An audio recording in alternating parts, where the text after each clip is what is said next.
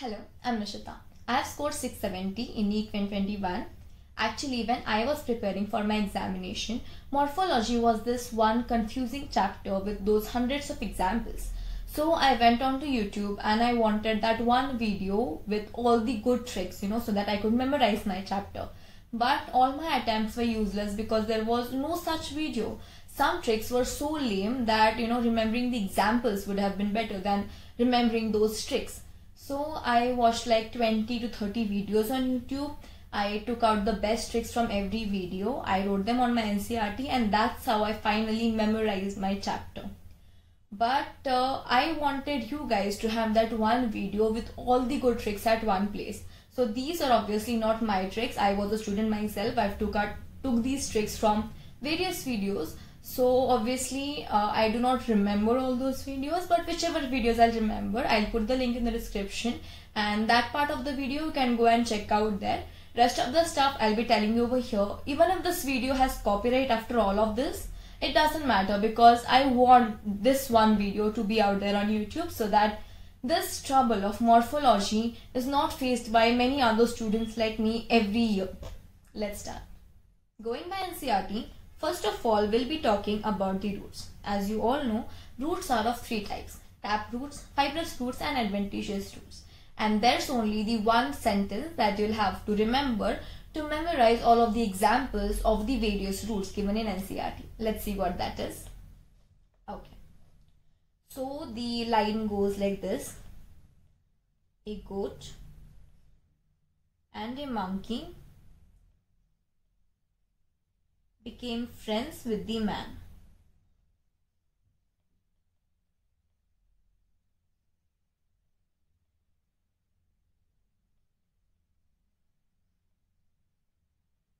Alright, so how do we get the tricks from this sentence? A is the adventitious roots, F fibrous roots, and the T over here is nothing but the tap root. So the examples of adventitious roots were grasses, monstera and banyan. Example of fibrous root was, what is this now? Wheat. And the example of tap root was, I guess, mustard. Right. Let's just write them down over here. Okay. Adventitious roots. The examples being grass, monstera and banyan. Okay. Next, the fibrous roots. And the example, wheat. Lastly, the tap roots. And the example over here is mustard. Alright, moving on. Now quickly let's understand the definition of all these types of roots. Starting with the primary root. Okay. Now let's see what this is. Right. Okay, now just imagine this is some kind of plant and this is the radical over here. So the direct elongation of the radical consists of the primary root, and the primary root along with its branches forms the tap root. Alright. The second type of root is the fibrous root. Now when the primary root is short-lived and the roots grow directly from the base of the stem, this is called as the fibrous root. And the next type is the adventitious roots, wherein they grow from anywhere other than the radical. Okay, I hope you all can remember that. Next we have the regions of the root.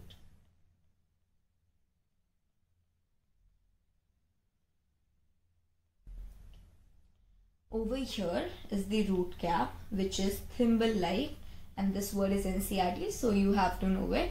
And an extra information is this root cap is parenchymatous. It cannot be sclerenchymatous because if it is sclerenchymatous, then it will not allow the root tip to grow. So it has to be parenchymatous, remember that.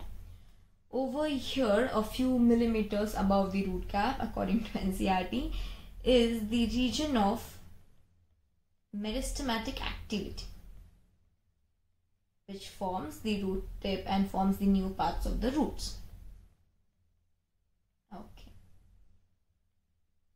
And proximal to the region of activity, meristematic activity, is the region of elongation, which basically contributes to the length of the root.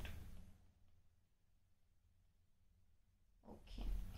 So just to make it clear, all of the things on the upper side are called as proximal because it is towards the plant, and all of the things that will be referring on the downside will be called as distal.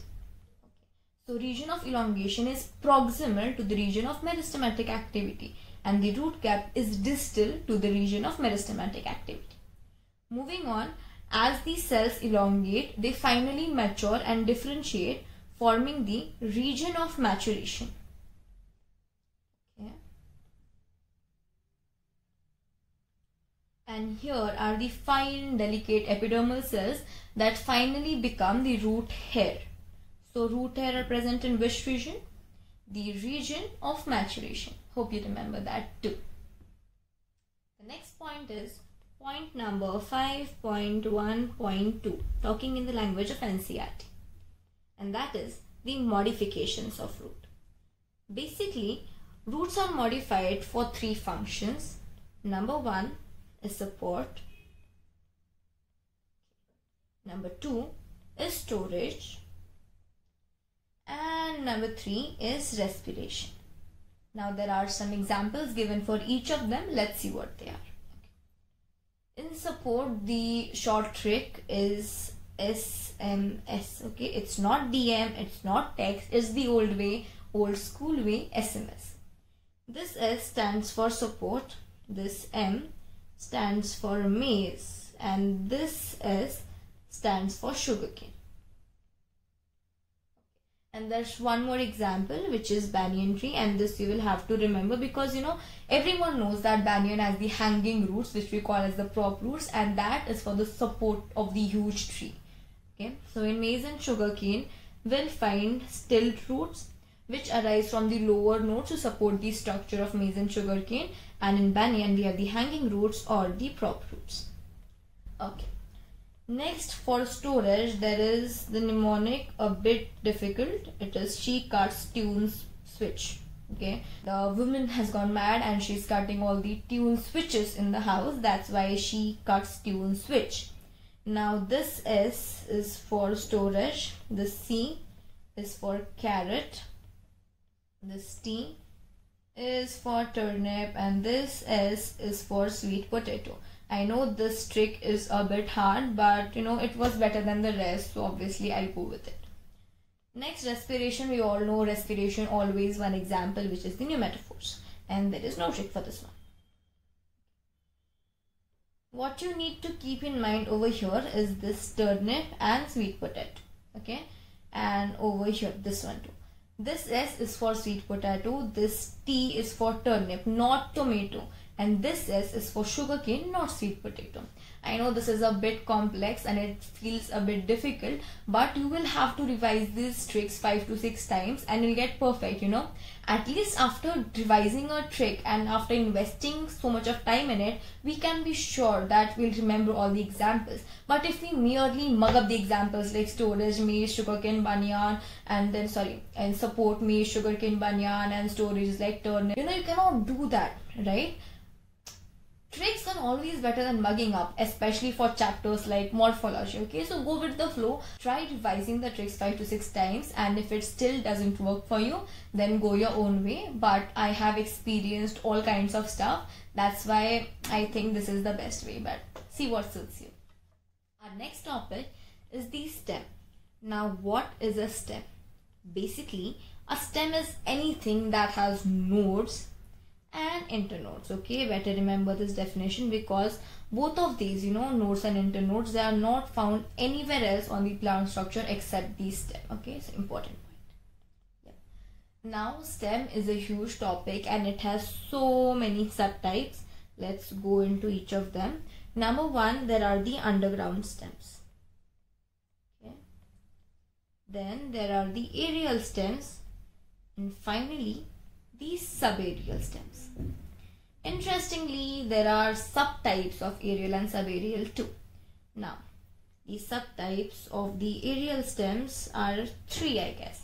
Number one is the thorns. Number two is the tendrils.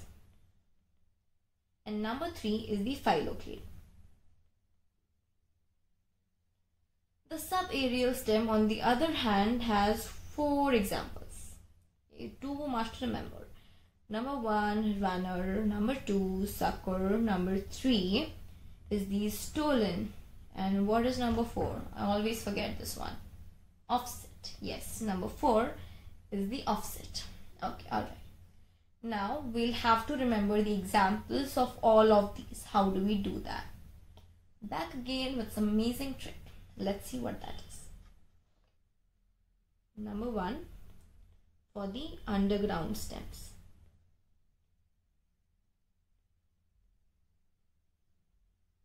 Now there's this one big sentence that you will have to remember for this one, but promise you after you're done remembering this sentence, you'll be knowing all of the examples. So please go with me and bear me for a while. Undergraduate, fail students did their PG, which is the post-graduation, from the zombie college.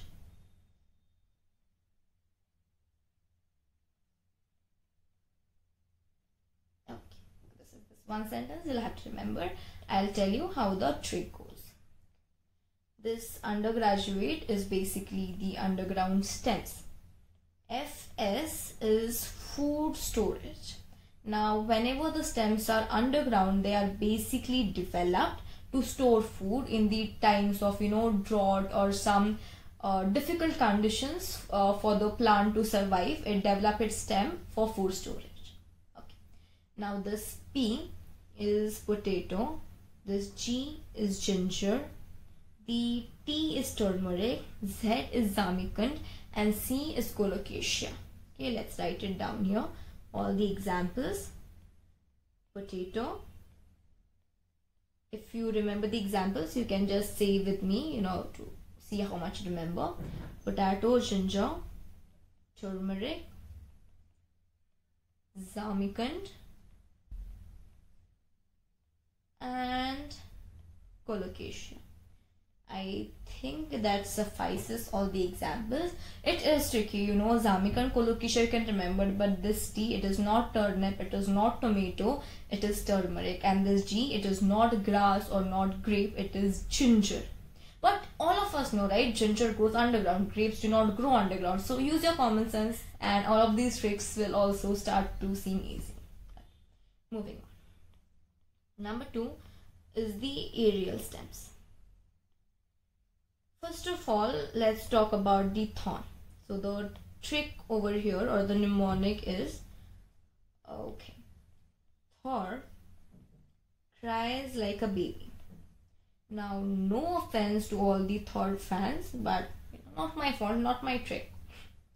So whenever you think of Thor, you have to think of Thor, and you can remember the sentence, Thor cries like a baby. And now the examples here will be C for citrus, B for bougainvillea. Bougainvillea, it's a very long name. And this Thor is obviously denoting the thorn, which you'll have to remember. Number two is the tendrils. Now, whenever you think of tendrils, you'll have to think of terrorist. I don't know how you'll do it, but you have to do it if you want to remember the trick. So, the terrorist, what are terrorists? They are basically common people with guns, right? You all agree? Common people with guns. Let's see the examples for this one. Now the C is cucumber. This P is pumpkin, I guess. Yeah, it's pumpkin. Guns is grapevines. And we've missed a W, which stands for watermelon. Okay, and there's one more thing that you'll have to remember.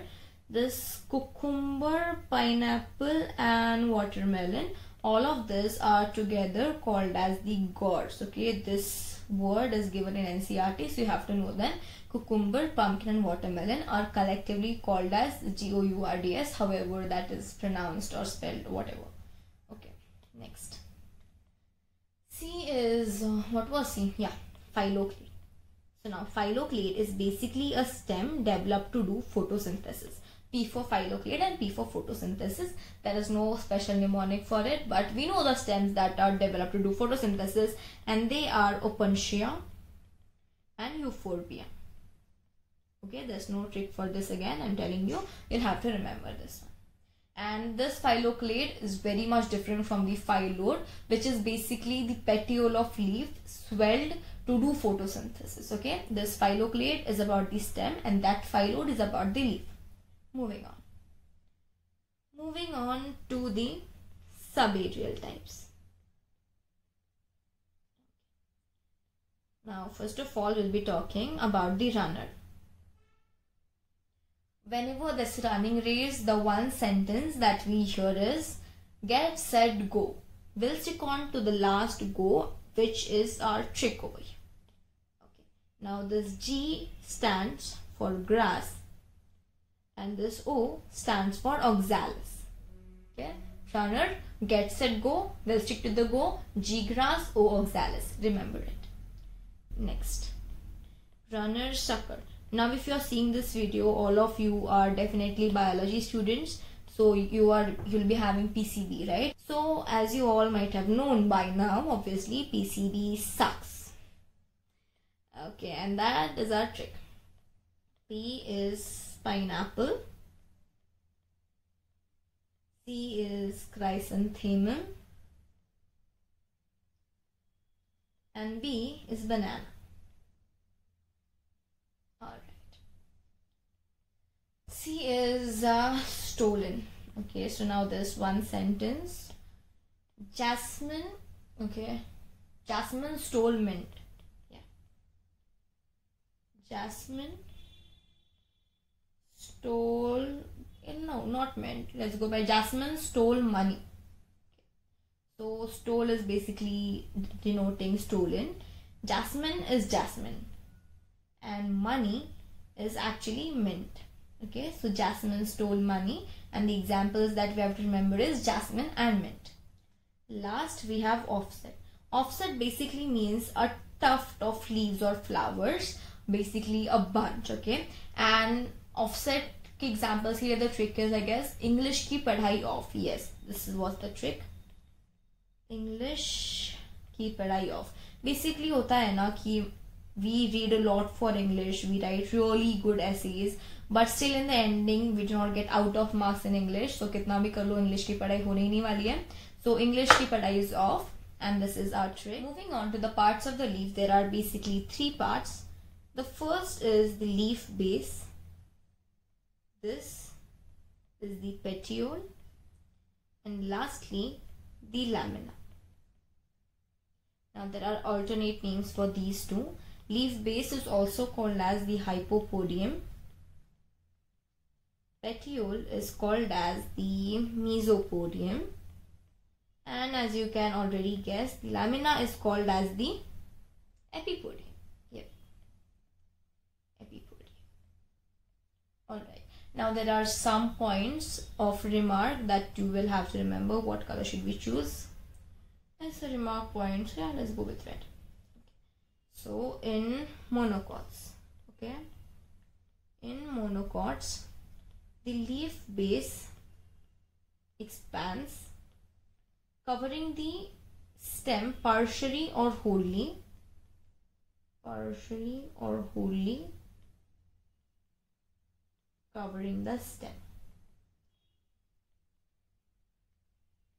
Okay, remember this. And there's one more point.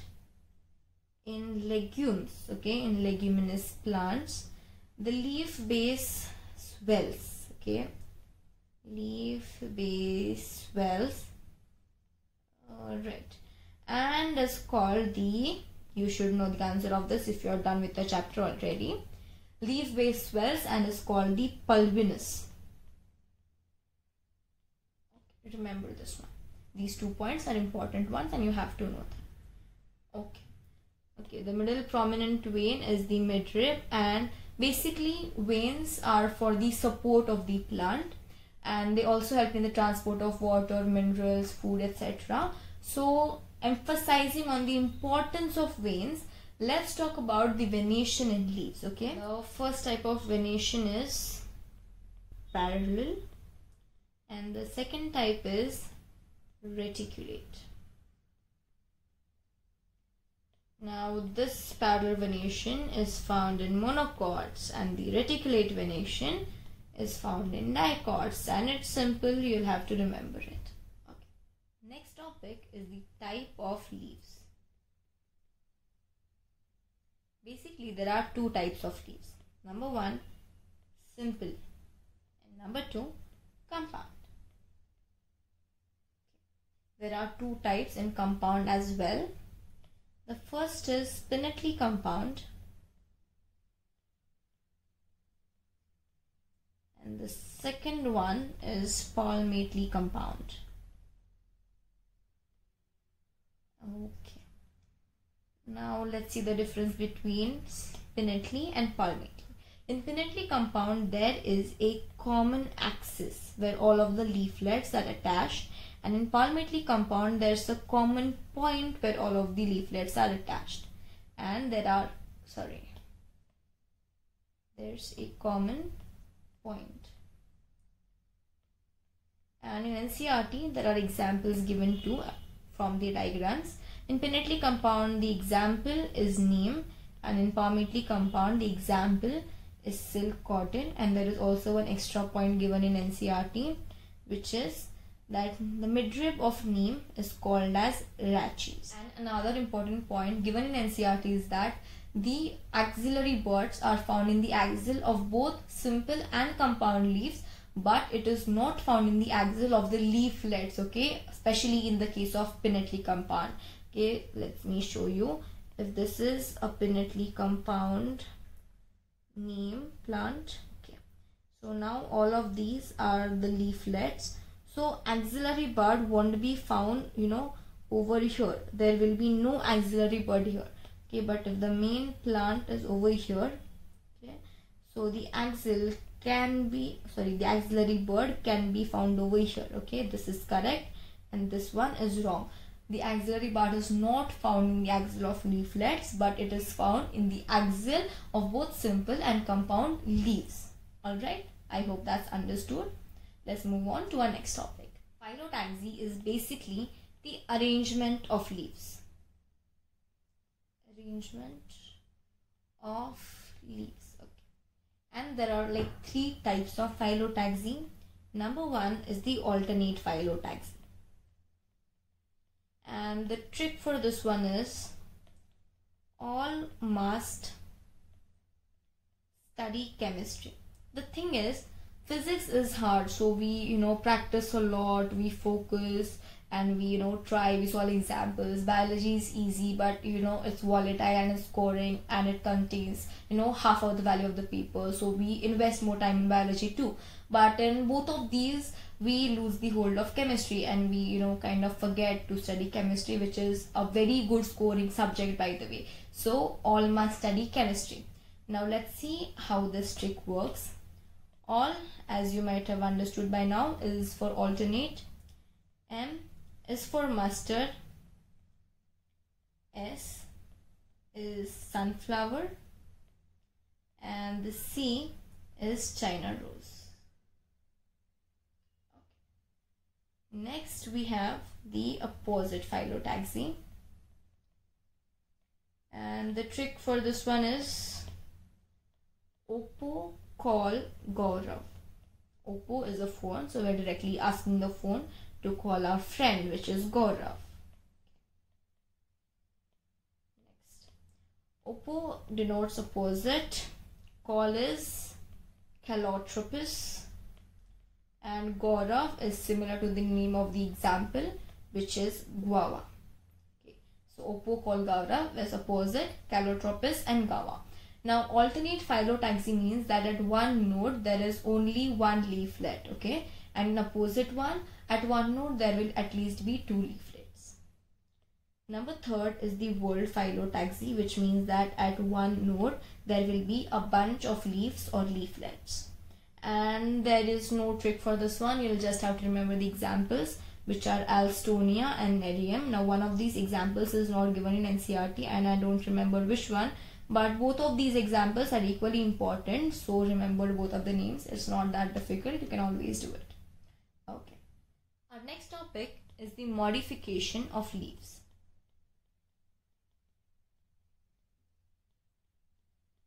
Okay, so in this topic we are going to talk about a lot of examples, which are peas, cacti, Australian acacia, onion,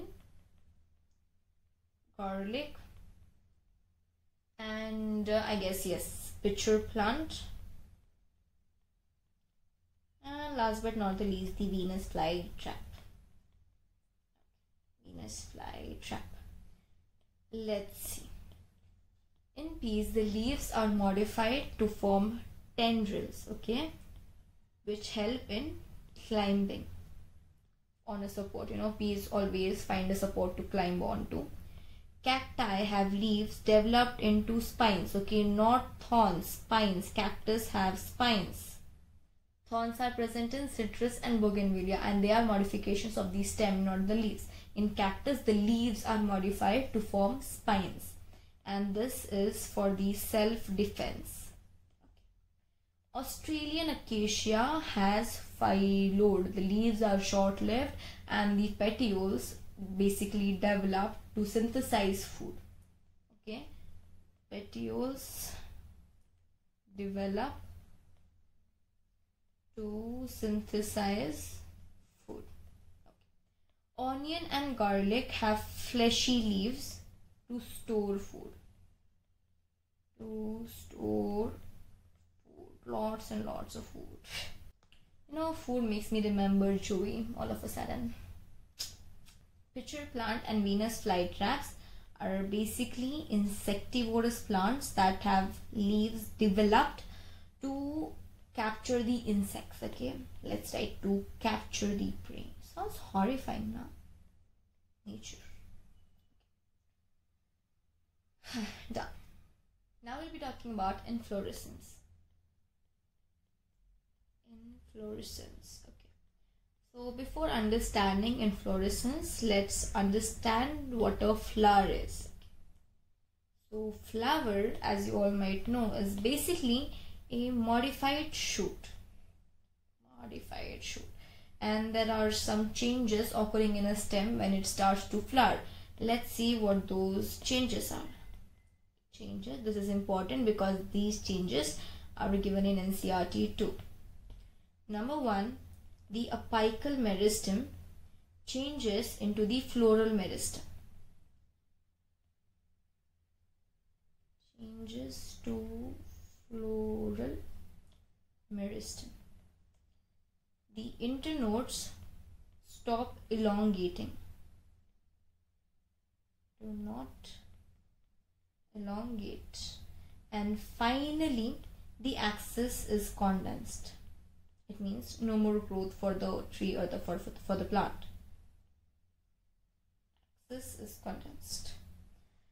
Okay. Now let's understand what was the meaning of inflorescence. This is nothing but just the arrangement of flowers on a tree. There are two types of inflorescence. Number 1 is racemose,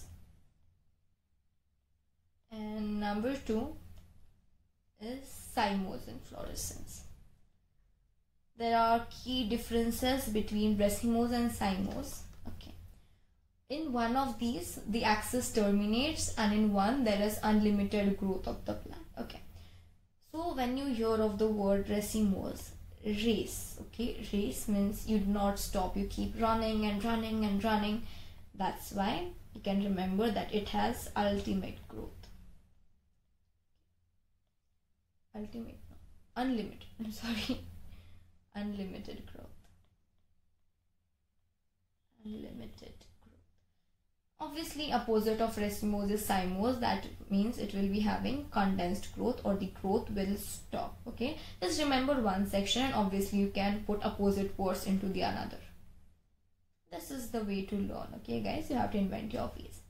Okay, and now in one of these parts, the arrangement of flowers is acropetal, and in one part it is basipetal. Acropetal meaning the flowers will grow at the center, the new flowers, the new parts will develop in the center, and basipetal means they will develop at the base, forming a different cluster of flowers.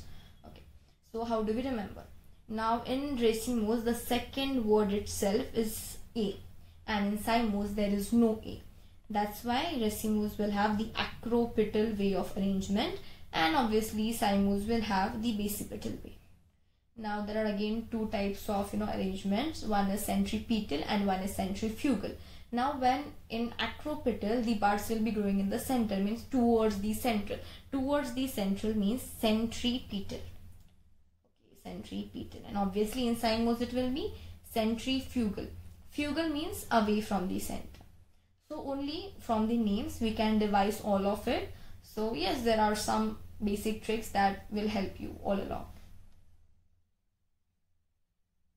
And there were some examples too, but no, the examples are not given in NCERT, so no need to go for the examples. Even if you remember these 3 points, it will be just more than enough. Now we'll be talking about the flower especially, okay? And if we consider the basis of symmetry, there are 3 types of flowers. Okay, can you tell me which ones are they? First is actinomorphic. Number 2 is zygomorphic, and the third one is asymmetric. You might know the meanings of these ones, but I'll still tell. Actinomorphic is basically a flower which can be cut in 2 equal halves from whichever angle you want to. Zygomorphic is basically a kind of flower which can be cut only from one side to make it into 2 equal halves. And asymmetric meaning there is no particular symmetry to this flower. You cannot cut it from any side to get 2 equal halves. Okay, that's it. Now the examples of this one. Actually these examples I have prepared in my local language. Hey examples Marathi मध्ये आहेत. Zygomorphicला मी पाठ केलं होतं की जाग म्हणजे मला नाही यायचं तुझ्यासोबत कुठे. म्हणजे my mom was asking me to come to some place and I didn't want to go. So जाग मला नाही यायचं. And the response that I got was पण बिन काही नाही गपचूप यायचंय. Okay, so पण बिन काही नाही गपचूप यायचंय. Laugh at me. But yeah, this was the example. This is how I remembered this example. जाग मला नाही यायचं पण बिन काही नाही गपचूप यावं लागेल. And asymmetric, we have only one example, which was Canna, which you can directly remember. I did not specifically remember the examples of actinomorphic, but I had all of these examples in mind. So whatever the leftover examples were there, I would directly put them into actinomorphic, but I'll just write the examples down for you. It was mustard, datura, and chili. Based on the position of the ovary, there are like 3 types of flowers, and they are hypogynous, epigynous, and perigynous.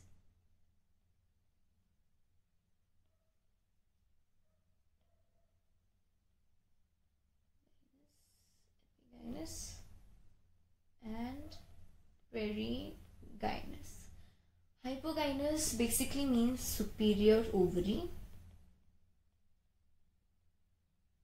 Epigynous means inferior ovary, and perigynous means half inferior ovary. Okay. Now moving on to the tricks for remembering the examples. So for hypogynous, the trick is he must bring chow mein pehle. a girl likes chow mein so much and she's asking her dad, to bring chow mein before anything else. So yeah, he must bring chow mein pehle. And the trick goes like this.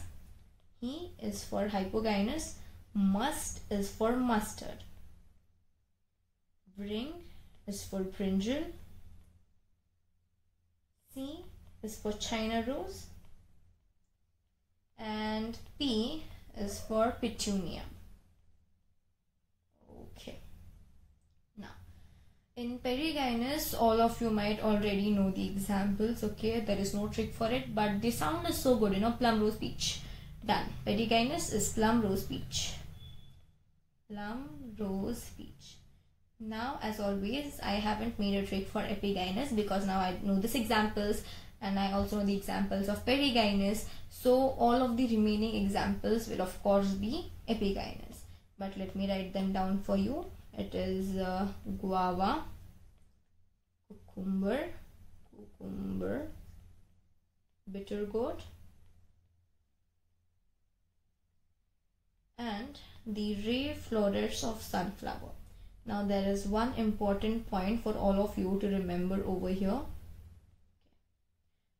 These are ray florets, not disc florets. In the examination they can confuse you by saying disc florets, and we have remembered hypogynous and perigynous as examples, and the rest of them we are thinking of epigynous. But if they confuse you with disc florets, then you can lose your marks.